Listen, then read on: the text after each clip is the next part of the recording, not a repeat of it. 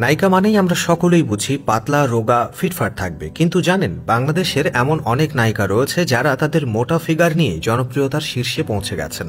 মৌসুমী থেকে শাবনূর, তারা তাদের হেলদি বডি ফিগার নিয়ে একের পর এক হিট সিনেমা আমাদের উপহার দিয়েছেন। তো বন্ধুরা, চলুন দেখে নেই বাংলাদেশের এমন কয়েকজন নায়িকাদের যারা মোটা হওয়ার পরেও জনপ্রিয়তার শীর্ষে পৌঁছেছেন।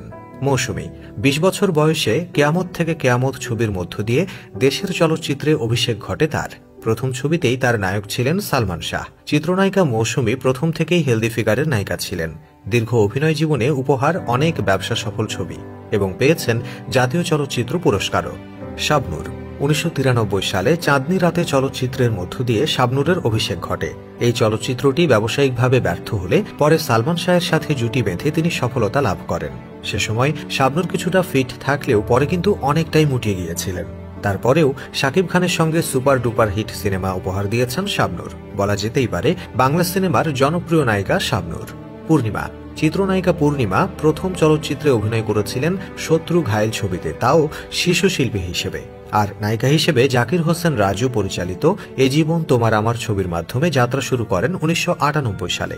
এ সময় তিনি নবম শ্রেণীতে পড়তেন। তবে প্রথম থেকেই এই নায়িকা হেলদি ফিগারের অধিকারী ছিলেন। তারপরও তিনি ক্যারিয়ারের শীর্ষে পৌঁছেছেন।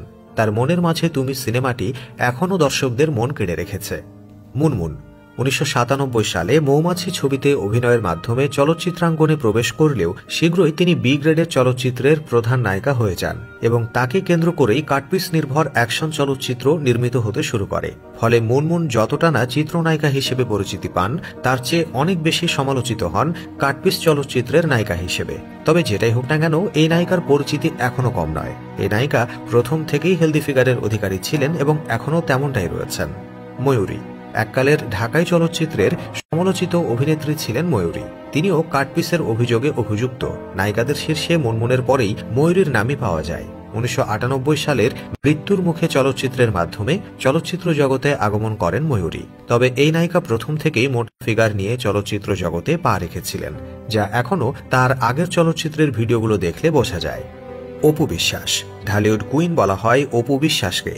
শাকিব খানের সঙ্গে একাধিক সিনেমাতে অভিনয় করেছেন অপু বিশ্বাস। অপু বিশ্বাস প্রথম থেকেই হেলদি ফিগারের ছিলেন, যা তিনি নিজেও স্বীকার করেছেন। তারপরেও জনপ্রিয়তার শীর্ষে পৌঁছেছিলেন তিনি। তার ঝুলিতে রয়েছে একাধিক হিট সিনেমা। তো বন্ধুরা, মোটা ফিগারের নায়িকা হলেও এই নায়িকারা জনপ্রিয়তায় পিছিয়ে নেই। সেক্ষেত্রে এই নায়িকাদের মধ্যে আপনার পছন্দ কোনজন, সেটা তো অবশ্যই জানতে চাইব, কমেন্টে জানাবেন। আজ এখানেই বিদায় চাইছি। এতক্ষণ সঙ্গে থাকার জন্য অসংখ্য ধন্যবাদ।